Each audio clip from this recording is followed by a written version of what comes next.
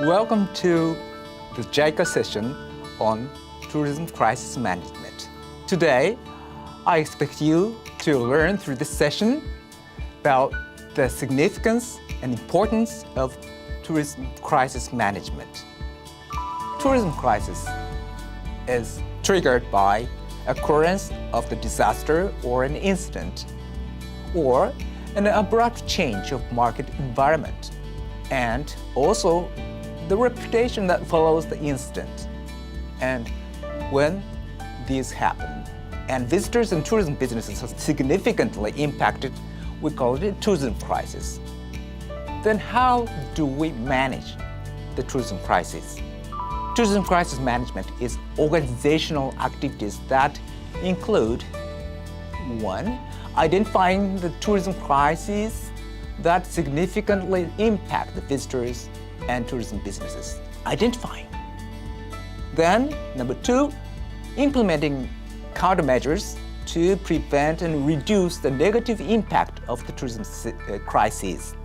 Number 3, proactively preparing communication, evacuation to ensure the safety of the visitors at the onset of and during the tourism crisis events. Number 4, educating and training the relevant personnel to be ready for the crisis. Number 5, rapidly and appropriately responding to the crisis and the reputation by implementing the plan. And lastly, supporting the business continuity and early recovery of the affected tourism sector. So this is the chart that illustrates tourism crisis management. There are 2 phases before the actual crisis and incident takes place. Then, after the incident, so let's start with the reduction. You can't fully prevent a disaster or crisis from occurring, but you can reduce or mitigate the negative impact of the disaster and crisis to visitors and tourism businesses. So reduction includes mitigation of the potential risks and also minimizing the impact of the disaster crisis event on tourism sector. Let's skip readiness and go to response phase. Response includes immediately following the onset of the disaster, activate the crisis response team, ensure the safety of the guests and employees, and make measures for post-crisis recovery. Let's talk about what we can do for the safety and comfort of the visitors on the site. And one thing I want you to understand is that only tourism businesses on the service front can immediately respond to the impacted visitors. There are, the plans by the government, local governments, or, municipalities, but those public sector cannot be at the site of the disaster when it occurs.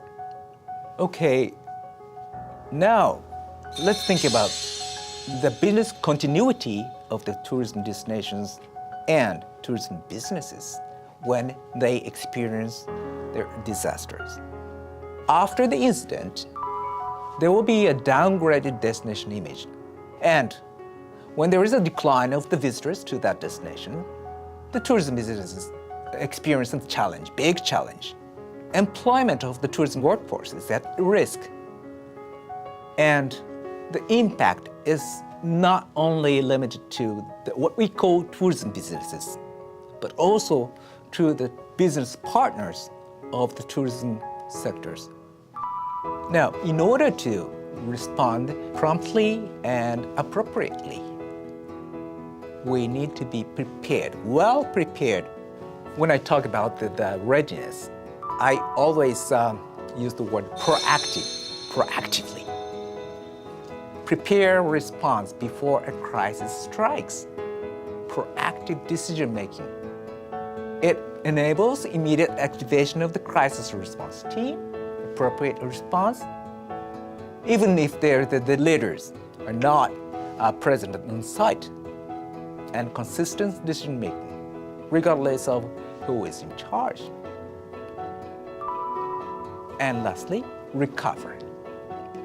Recovery means returning to the organization to normal after a crisis, and have visitors returning to a crisis-affected destination as quickly as possible.